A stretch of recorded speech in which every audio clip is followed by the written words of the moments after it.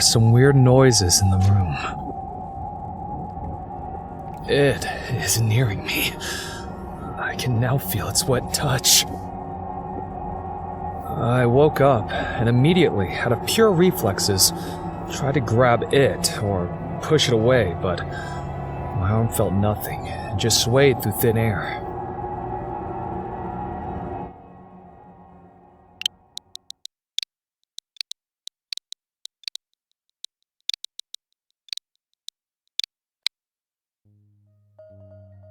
Please. I like you. Let's start as friends. I love... Accept this. No. Thank you kindly, but no. Frustration, dismay, anger, disappointment, offense, sadness. I have seen these emotions many times. A love confession shouldn't be like this, right? It's almost a chore at this point. Presume I am attractive. I do sport regularly. It's not a big deal to make my body, look fit. But is it the only thing that matters? Is it the only thing that is looked for in a potential partner? All kinds of girls asked me out after school. Pretty girls, beautiful girls, cute girls, regular girls, plain ones, skinny ones, chubby ones. Also sexy girls as well. I've seen all of them. They are so easy, it's sickening.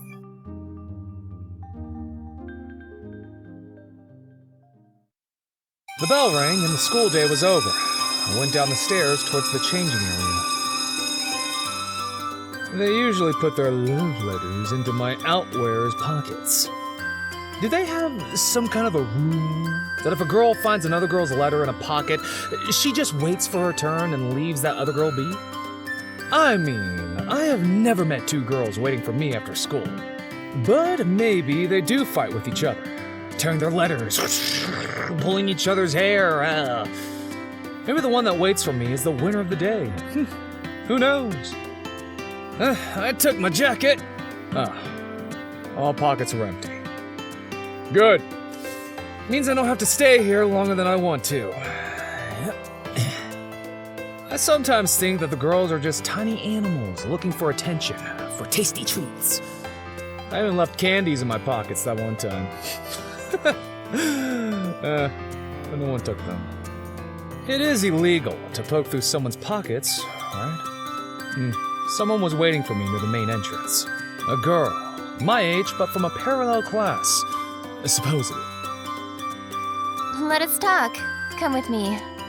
She was blushing, yet said the phrase while looking straight into my eyes. Nah, let us talk right here. No one's here except us. She nodded. Look, let me get straight to it. You were charmed with my, charms? So, you want to confess, right? Go out then? Oh, you sweet summer child. I chuckled. She blushed right up to the ears after my last words. Do you even consider the fact that girls aren't allowed to wear bright makeup in our school? Oh, she flinched and cast her eyes down. You brat! She suddenly kicked me in the knee with quite a kick. Oh, damn. I lost my balance. She turned away to quickly leave the building. Am I mistaken? Or was she actually crying while leaving? Well, no helping it. That's me. Smug, aloof, and irresistible. Ooh, yeah. I tossed the hair back to my forehead with one perfectly honed movement, checked my image in the mirror, and made a step towards the exit. What is that? Something moved there, on the other side of the entrance door. I was able to see it through the glass, as if someone was watching me from the outside. I doubt anyone would believe that girl who ran away from me if she decided to buzz about her small talk. but any witnesses might be a problem. I went down on my knee, as if I was tying my shoes. Instead, when nobody could see me from the outside, I darted towards the door.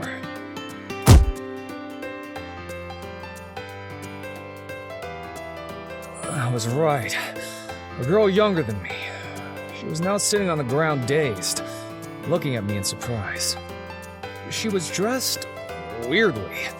Certainly it wasn't our school uniform. Actually, I had no idea what those clothes were. Might be a drama club? A sewing club? I hastily grabbed her arms and got her back on her feet. So, you saw... What? She didn't hear a thing.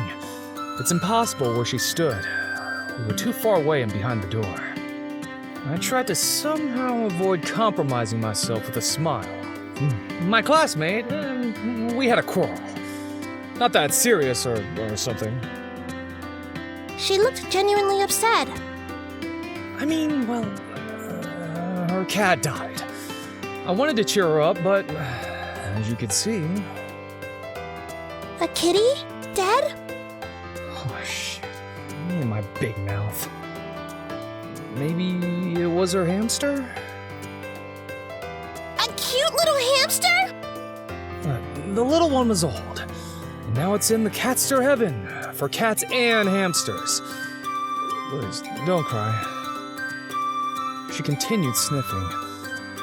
Likes animals, probably. I definitely should stick to less provocative topics. By the way, what are these clothes? On you, I mean.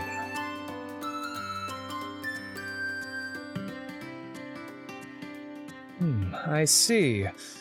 Yeah, no. What's that, for real? Are you performing? Cosplaying?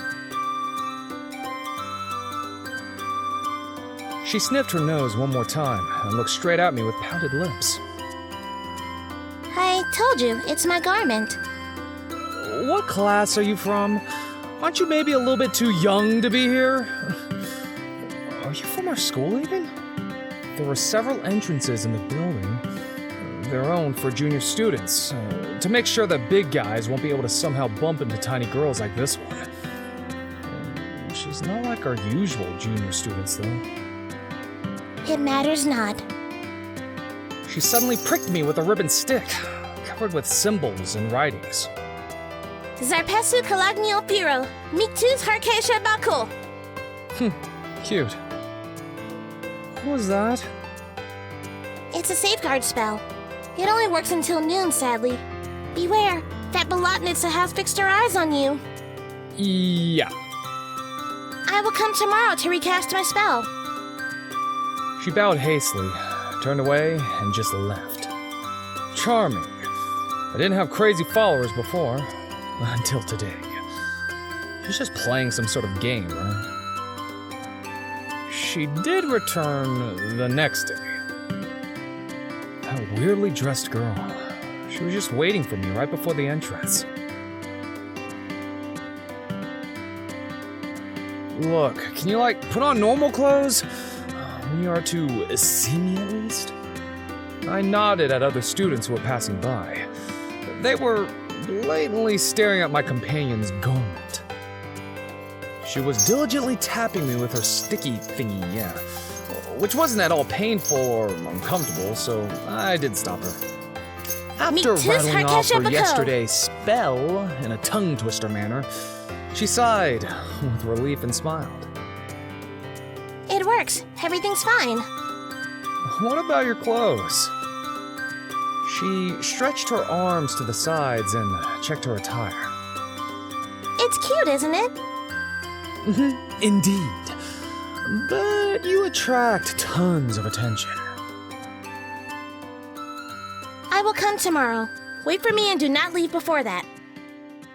Again, she turned away from me and hastily ran towards the exit, while some students were clearly sniggering at her. My classmate smacked me on the back. Wow, you got yourself a cute admirer. Crazy one. I found a letter in my pocket the next day. I want to meet after classes behind the gym. Oh, why? I could have ignored all these. I never do, though. It actually hurts me as well when I reject their confessions. But it can't be helped. I am not to be in someone's possession. It will undoubtedly offend someone else. I know what I'm talking about.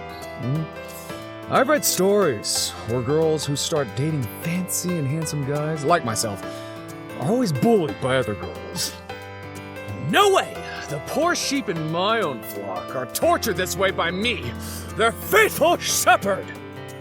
That's the reason I rejected all of them, but provided a bonus. Something to remember. A brief engagement and introduction with myself. I came to the meeting point and discovered a fair-haired girl, the same year as me, but from a different class, unconscious, lying right there on the grass.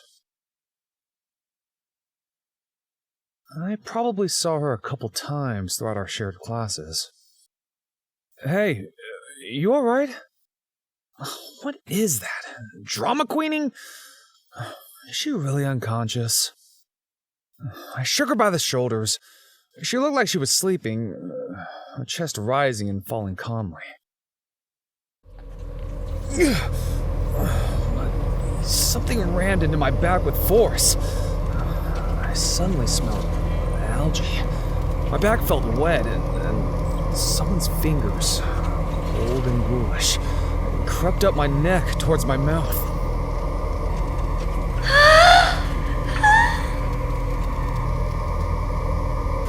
Something's wrong. Paranormal? Creepy? Supernatural? I don't get it, but I can feel it. I feel dismay.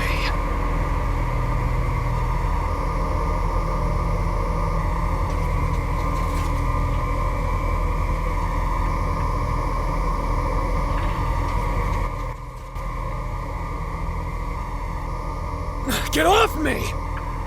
I snapped my teeth with a distinct sound right before its fingers, and noticed just out of the corner of my eye that it had long and chipped nails. I swiftly stood up straight and tried to throw off the thing with the help of my arms. Parka Kireya! I faintly felt the recoil of 2 slaps aimed for the one sitting on me.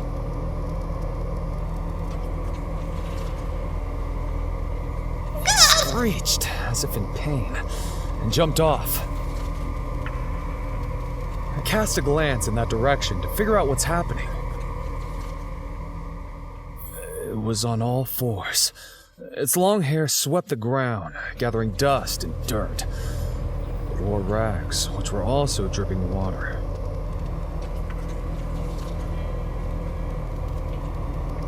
On its back and also on its leg, there were some kinds of stamps, or seals. Symbols that somewhat resembled symbols on the garmented girl's wand. The long-haired thing was hissing and whimpering, almost like a half-beaten dog. The familiar girl in her garment was standing next to the thing, with her wand pointed at it in a sword-like manner. Everything just looked bizarre. The monster thing, the girl in her weird clothes, another girl who was lying on the grass right before my feet, and all of it was happening behind our regular school building in broad daylight.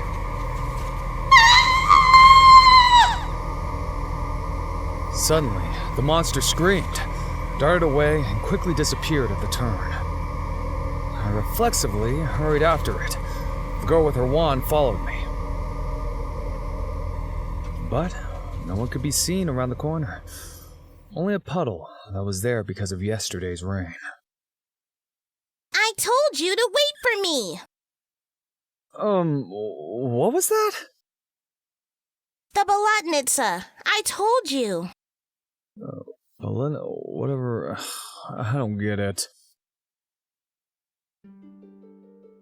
I told you, and I repeat, the Bolotnitsa is after you. She likes you. That is why I protect you from her. She ran away using this big puddle. Yeah, puddle. Right. We went back to the place where the Bolotnitsa jumped at me, as she noticed the unconscious girl. Look, she drained her out of her energy. What, like a vampire? No, vampires suck blood. This is a Bolotnitsa. I told you. The garmented girl pointed at my fellow student on the grass, still unconscious. This girl needs medical attention. We can't just leave her here, right? I looked left and right, but nobody was there. Do I want to just ditch her here and escape any responsibility? The garmented girl helped me get her up. The heck? She weighs like nothing. Side effects. She lost a part of her physical essence. She was light as feathers indeed. Still, I didn't understand the convoluted explanations. Can you, talk human? Yes, I can. Let's go. I'll explain. A Bolotnitsa is a kind of rusalka, see? They are usually lost maidens that have drowned and aren't buried. They can be young blokes too sometimes, if they have died in hard feelings or have suffered forceful drowning. They live in Nav, but they can come to our world through a body of water. However, they need physical essence to acquire physical bodies for themselves. So she just took it from this girl. Huh? Physical essence? In our world, Yav, everything has its embodiment. So, there is also Nav, a world which goes side by side with ours. It's here, but on another level of understanding. Like a reflection, or your image in a mirror. Nav has shades and souls. Yav has embodiments. In Nav, this Bolotnitsa just sits on your shoulders and hugs you. But you are a living being, and living beings are tied to their bodies. Thus, she can only lick you and hug you, and that's it. I flinched. Here in Yav, Bolotnitsa can channel their vengeance and come into being for a brief moment. This one chose a perfect moment and bit the poor victim. Whoa, hold the phone. What do you mean she bit her? Is she injured? No. A Bolotnitsa can't harm. Actually, she can't even physically interact in a proper way with an embodiment before having enough physical essence. This one just kissed her and took, well, the ability to be here in... Is she gonna stay like this? Do not worry. I don't. And to be honest, I don't care. I'm just curious. Her physical essence will get back to her after a while. Our entity is always flowing between Nav and Yab, back and forth, to maintain balance. You've heard about yin and yang, right? This is similar. Yav, Nav, yin yang, or like schizophasia. She will be fine in a couple of days. Let her sleep for now. We managed to make it to the nurse's office. It was unlocked, and also empty, which was a good thing. I want to explain the situation to our nurse, considering I've brought an unconscious 10th grader while followed up by a weirdly dressed girl. Put her here. I did what she told me to. My garmented acquaintance took her wand and started muttering quietly some odd words and phrases. Then, she just smacked our sleeping beauty on the forehead. Hey, what are you doing? This is to anchor her in Yav. It's a buff.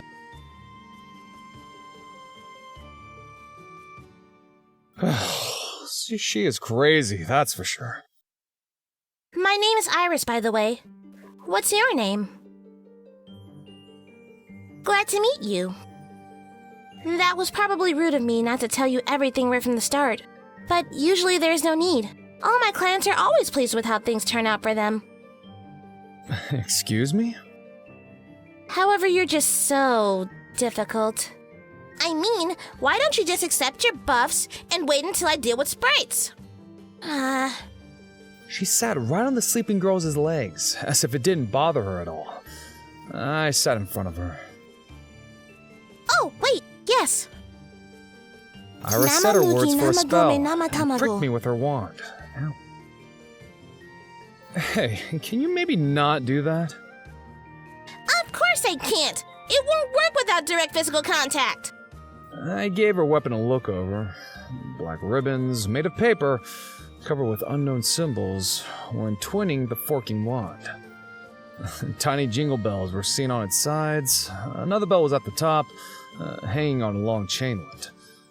They trembled and jingled subtly with each movement. So, a magic wand? More like a rod. Check these. They are, well, writings, sutras. They channel my powers, my desires, and externalize them into our world. Cool, right? Mm-hmm. Charming. What language is this? It has no name. It's a lost, forgotten language. No one can even read it, less so understand it.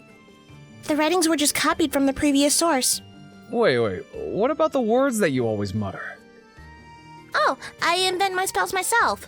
That's a lot more joyful than being completely silent while poking people with a stick. Also, it helps me concentrate. And you want me to believe all this? You don't need to. Do what you usually do, like always. Live your life. You don't actually have to deal with all this stuff. I'll cure you, and then I'll leave. Despite her words, it felt like she was deeply offended. My family is in it through generations. I have no need to prove anything to you. It only matters to me that it works. I'll be on my way then? Yeah, you go. I'll stay for a while. I mean, I'll just sit here to recover some strength. The guarding spell is working now. This Belotnissa won't be able to bother you. That was insane. I tried to figure out some kind of logical explanation. And I did. She is younger than me. She clearly yearns for my attention. She also isn't the first one to play games around me. I had a couple of fans who acted in almost the same way. The one girl pretended to be a damsel in distress. The other girl was bumping continuously into me with a sandwich in her mouth. About that. Ended up with her choking on her sandwich and me using the Heimlich maneuver. Whew, that was a time. But this time, it's way over the top. Nutcase. It's actually easy to explain. She asked her friends to help. The first one dressed up as a monster. The other one fainted. About her weight, though? Oh no. Well, I never carried anyone before. I guess girls are all pretty lightweighted, and I'm also pretty strong. I exercise regularly. So, this Iris decided to act as my savior. Thus, she figured out she would be able to visit me daily to cast her spells. Witty. My feet, almost without me noticing, took me to the spot behind the building. The path on which that Belotnissa had jumped at me still held signs of its presence. 2 sets of wet footprints led towards the huge puddle. The first one led from the puddle to the place of our fight. The second one led back into the puddle. And there were no additional sets of footprints leading away from the puddle to anywhere else. Was it a trick? Or was it actually true? I didn't remember my way home, but I remembered the smell of Mir following me around with haunting persistence. Fingers as cold as tentacles of a sea dweller. I feel their touch again and again. Oozy breath on my neck. I feel it too. I need to take a bath to wash away this feeling. I sat in the tub filled with hot water. The feeling of her cold grip and her weight on my back started to fade away. It's just a prank. I'm being too naive. I closed my eyes and tried to relax. It was a well-played trick. And her footsteps? She just went away using grassy areas. That's it. Iris said that the thing couldn't touch me if under that guard spell. So, even if it is true, I'm safe for now. I don't have to be concerned, right? It's right before me. It stretched its hands to touch me.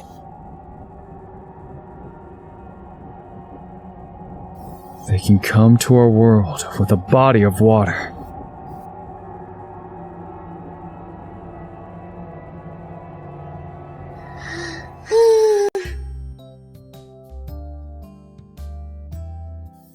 What's happening? I raised my hand towards the vision, but it disappeared as soon as I reached it with my fingers. Insane. That's it. I've got delirium tremens. That's it. There's no girl with a wand. There is no monster. There's only me and my schizophrenia. I left the tub and went to bed. I have to think it through. And consider visiting a psychiatrist.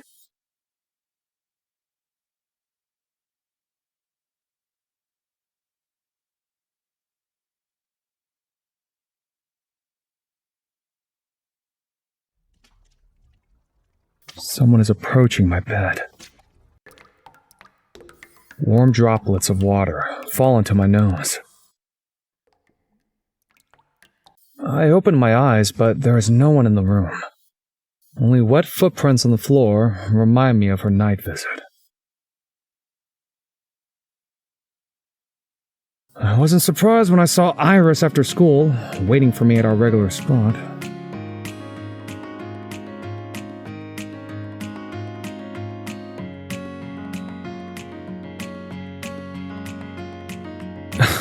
Now that's a different story. People are still staring at her, and at us. But it's a start, I guess. Maybe I'll be able to make her behave like a functional member of society. Hey, was everything fine? No, it was not. This thing paid me a visit yesterday when I was taking a bath. Also at night. Well, you are here today. It means my spells are working perfectly. What's so perfect? Iris, isn't it supposed to, scare sprites off? No, I told you, it can't touch you, which is most important. And yes, let me just... She pricked me with her magic stick one more time, without saying a word, though. Ow, damn. Rude. No fancy sayings today. This clothing is so bad for spellcraft. No worries, I told you. Verbal acts aren't necessarily needed. It's purely for concentration, to focus. I nodded. Alright, about that thing then. You're Belotnitsa. Yes, that. Ugh. How long is it gonna take? I don't like to constantly deal with wet floor every morning. Well, there are several options. To be honest, I never worked with them before. Wow. Indeed.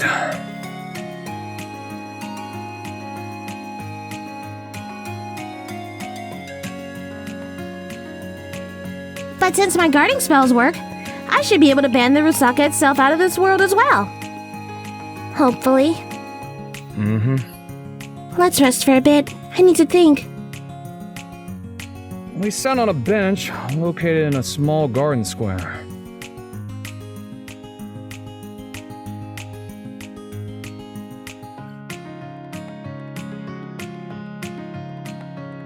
The priestess girl suddenly took out a regular modern smartphone and started searching for information. Don't tell me that you do all this in accordance with some web guides. No, I digitized all our family records and notes. It's a lot more practical this way. Rusaka. check this. There are a few different types. It depends on their death, their motives, or desires. Whether they were baptized, that's actually garbage and has no effect. Based upon the smell and its desires, it should be a Bolotnitsa. Well, it might be a specific one. A Mavka. Have you seen anything weird on its back? You know, I was actually somewhat preoccupied. That's a pity. I would like to see that. It said her guts could be seen, though. Peculiar. Anyway, it actually doesn't matter in this case. They are practically the same. Therefore, their motives usually intercept with causes of their death. Either it's revenge for it, or it's their grief over the fact that they are dead, which is mostly two sides of one coin. Okay. What's in it for us? Have you drowned anybody recently? Sure. I do this kind of sick stuff every evening. Well, it's classic then, I guess. The poor girl has drowned herself because of unrequited love. Now she keeps stalking you because she thinks you're her betrothed one. Charming. On the other hand, it does make perfect sense. Of course, she fell in love with me, right? Actual girls, sprites, all of them can't take their eyes off me. Hey you, do you copy? A stick pricked me to make me come to my senses. Iris put away her phone and stood up to stretch. What do you prefer? If you want to end it quickly, it's better to just kill it. Although I don't have any aspen steaks.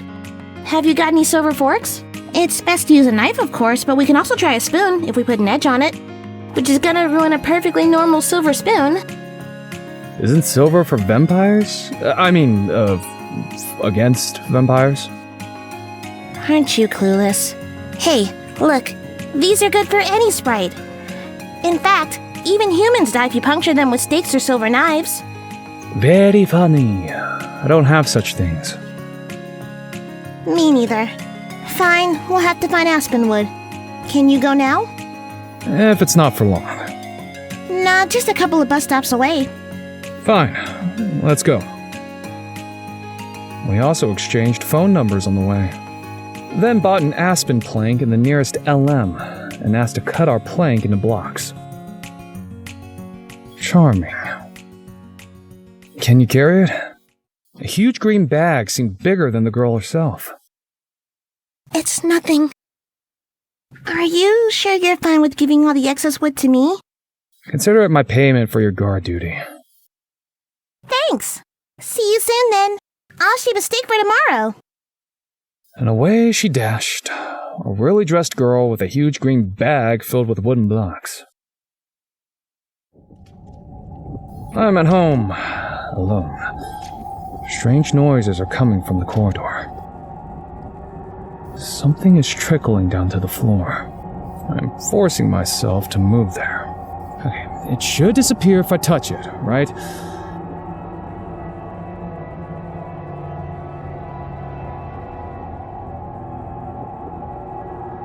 This thing follows me around all the time. I think I'm getting used to it. It's not that frightening anymore. From under the bathroom door, some liquid was oozing out. Ah, that's where you found a water surface. I gave the door a yank. She was sitting there, in the toilet. Her hair were dripping water. From underneath the hair, a heavy breathing was heard. She either saw me or somehow noticed my presence. And then she seemed delighted even.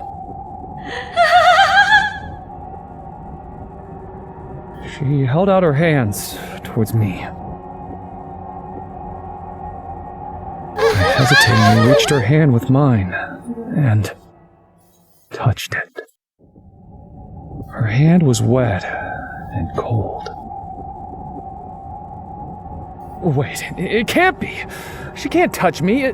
She shouldn't be able to touch me. Was I mistaken? But her cold fingers gripped my wrists and crawled up my arms.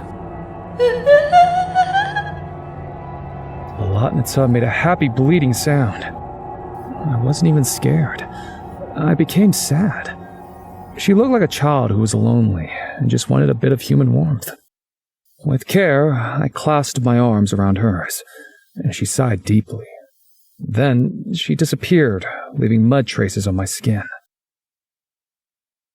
I cleaned the bathroom and decided to text Iris. "Your spell does not work." It touched me. I immediately got a reply. I sent her my address and suddenly realized what I just had done. She is a weird girl with supposedly supernatural talents. I gave her my address. However, the thought of the creature sitting in my toilet made me reconsider. No. You can't just arrange something like that in someone's bathroom. Too difficult. Right? Iris ran to me in half an hour, and also seen that on her way she was running literally. Her face turned red, her clothes askew, covered in aspen wood shavings. I had a weird thought that Iris was actually the first girl hanging in my room, casually taking a seat, despite all the other girls as wooed by my charms countless times before. I even felt irrationally shy and couldn't think of anything better than to offer her tea. Yes, definitely. She was drinking tea and checking my room. So we've got two options. The first one is that I'm gonna live with you until... The second one?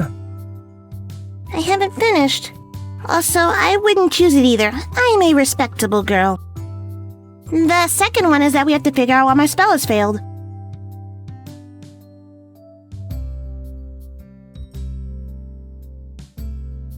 Because of your clothes? I mean those garments. Yes, must be it. The garment was meant for something after all. Fine, let me try again. She read her spell, slowly saying her weird words while carefully touching me with her ribbon wand on each and every syllable. How's that? I can't feel any difference. Iris became upset. Well, I also didn't feel any difference before. You didn't? Alright. I guess we have a method to check if it's working. Or I can stay overnight. No way. I was joking. What's with you being so emotional? Gee. She sat on my bed and tapped it with her palm. Lie down. Is it actually, honestly, a trick? Did they, break into my apartment to make a setup? No, it's even easier than that. It's a hallucinatory drug. Ooh, it must be. Otherwise, I have to accept the fact that everything that is happening to me is happening for real. She comes when you're close to the nav world. That's when you're relaxed, or petted when you're asleep. Yeah, sounds reasonable. Thus, come. Try to relax, and I am going to guard you.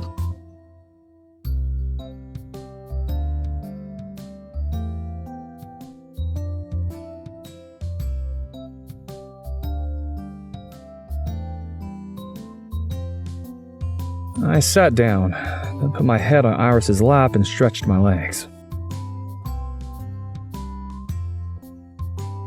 She somewhat gasped, or did some kind of other noise, but said nothing.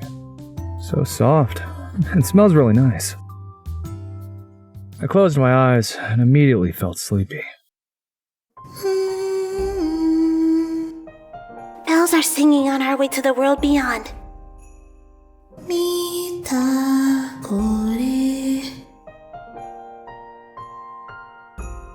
Iris started to sing a quiet lullaby softly, accompanying her singing with gentle jingling of the bells on her wand. The words of her lullaby were somewhat creepy, but I wasn't scared or anxious. In fact, I felt calmer and even more sleepy.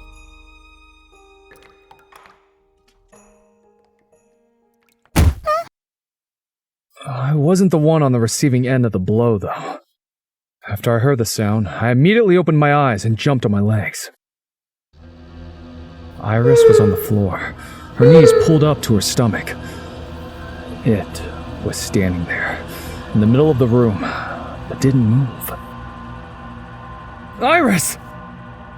She stood up, although faltered a bit. Suddenly, she darted towards the Bolotnitsa. Thumped it with her stick on the forehead.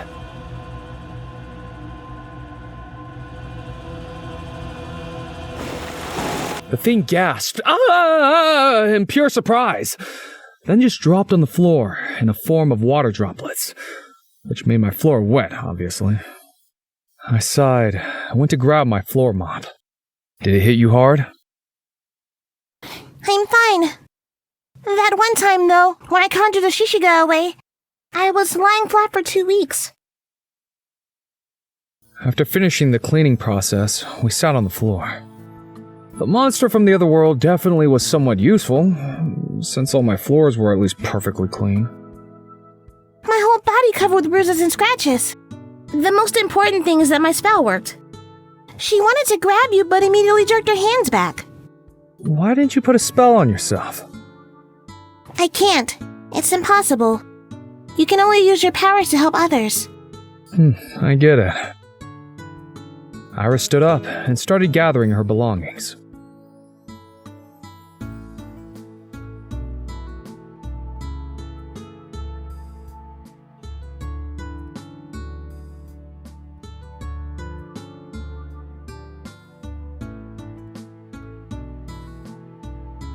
Nuh-uh. Rather, your fears kind of diminish when you know how it works. You fear what you don't understand. When you understand where monsters are coming from and what they can do, it's like thunder. First, people were scared of it. Now they know it's not the wrath of gods, it's... What is it, by the way?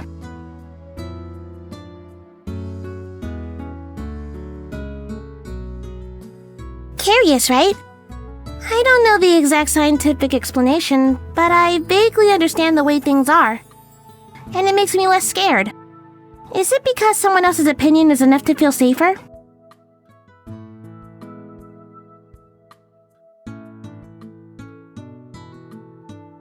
It's nothing.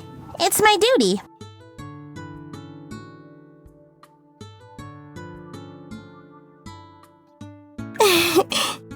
No. It doesn't work that way. We don't have any witches circles, clubs or agencies. I don't have any skill points to spend with each level. I don't even gain levels or loot or gems or money. It doesn't make any sense.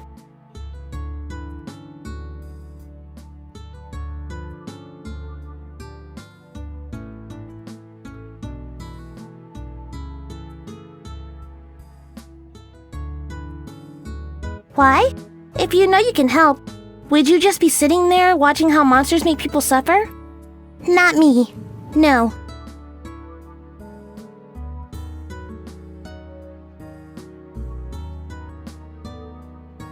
Yeah. Right. See you tomorrow.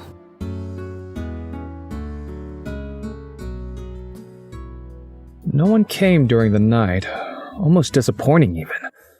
Which is also stupid, but it's as if I got used to it.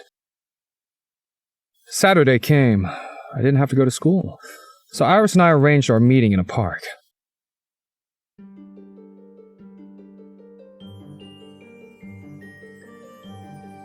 Yo? Hey, you!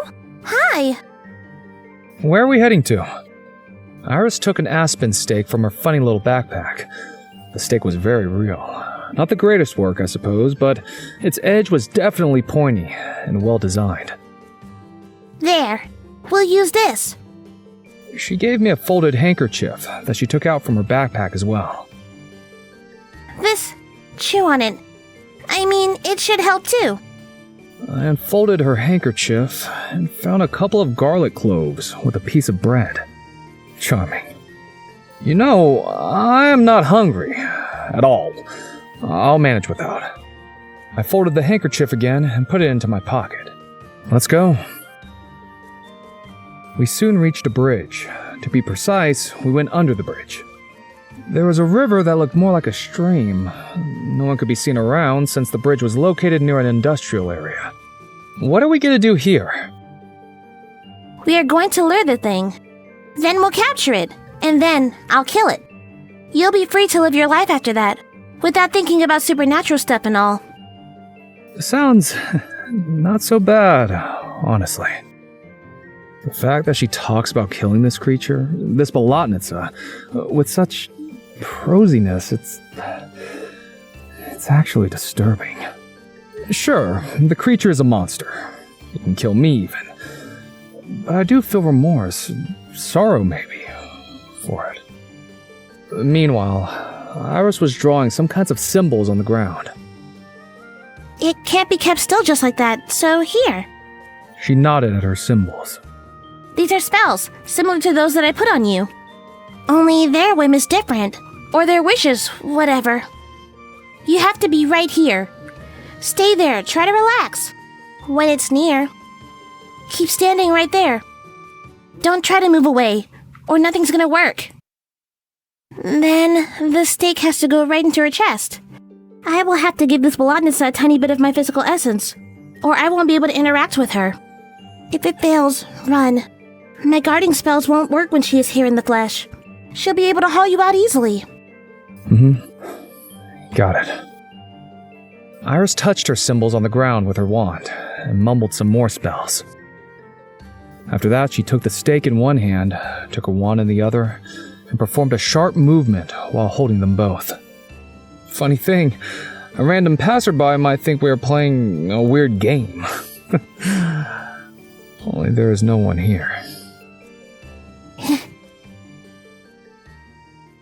Yeah. I stepped into the circle of symbols and closed my eyes. Relax. Just relax. A splash that I suddenly heard made me open my eyes. It was standing there, 30 meters away from me. Iris stood behind my back, hiding and waiting for the Bolotnitsa to crawl closer. A step. A step. First, the thing didn't even realize where it was or why it was here. But then, after it smelled my scent, it turned its head to me. She mooed in amusement and darted towards me, faltering because of her messy rags and rough hair. She was right in front of me. Not even that scary as she was before. I felt pity seeing her like this. With the power of the spell, she was unable to move and just stared at me greedily.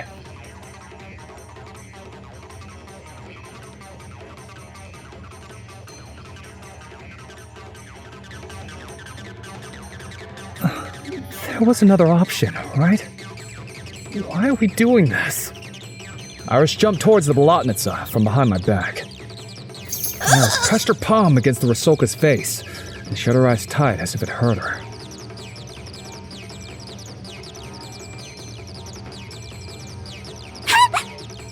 The Bolotnitsa just stood there, bemused. Do we have to do this?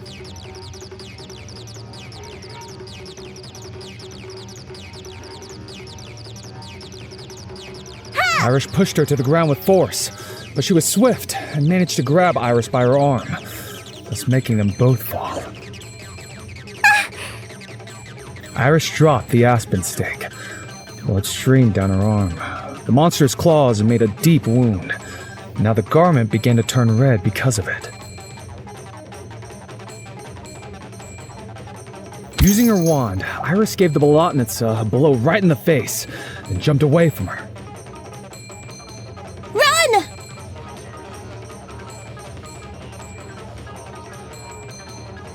Was that said for me?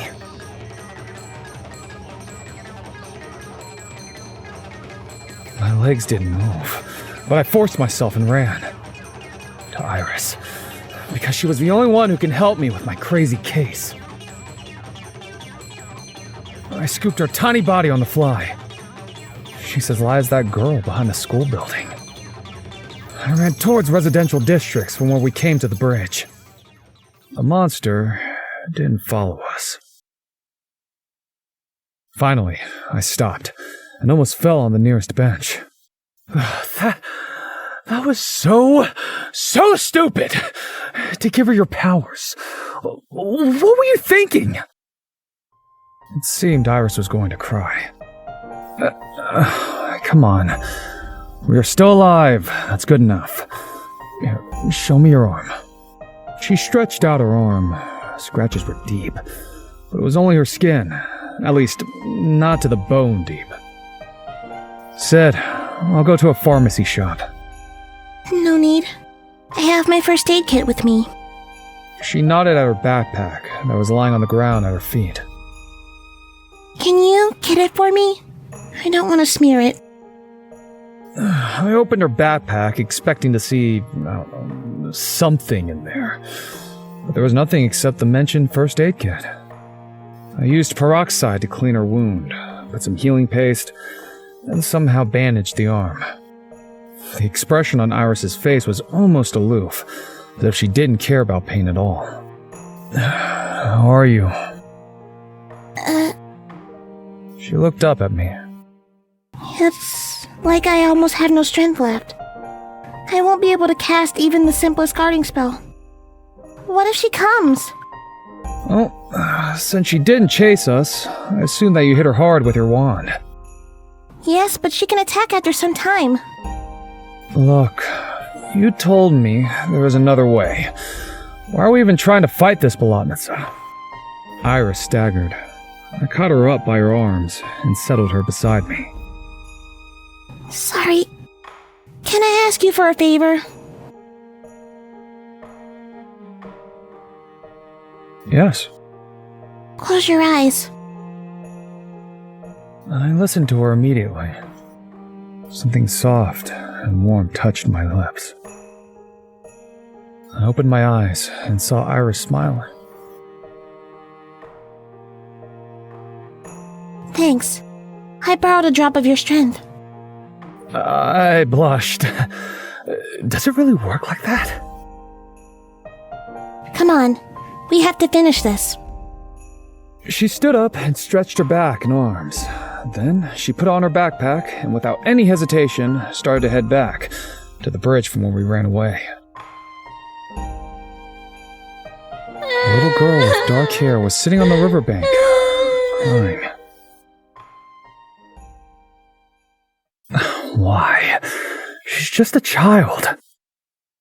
Iris stared at me in genuine amazement. What? Do you not see this? Iris shook her head. Dirty rags, bony figure, rough hair. It's still sitting there without attacking us only because it doesn't smell us, yet. Iris found the aspen stake and grabbed it, then made a step towards the thing. Wait. I will go. I stopped her and went straight up to the drowned girl. I was right. She is just a regular little girl. I reached her slowly and steadily because I didn't want to scare her away. I touched her hair. She quivered, then suddenly realized it's me and uttered a happy mooing sound. She grabbed my palms with her cold little fingers, and I hugged her.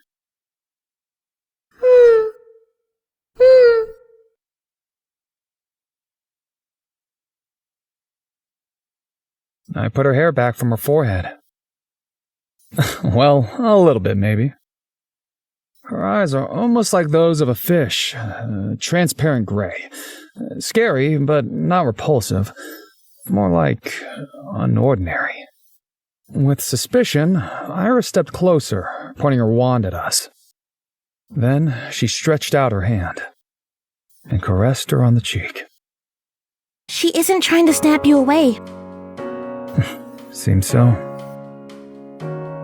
I stood up, took Mavka's hand in mine, and we headed home.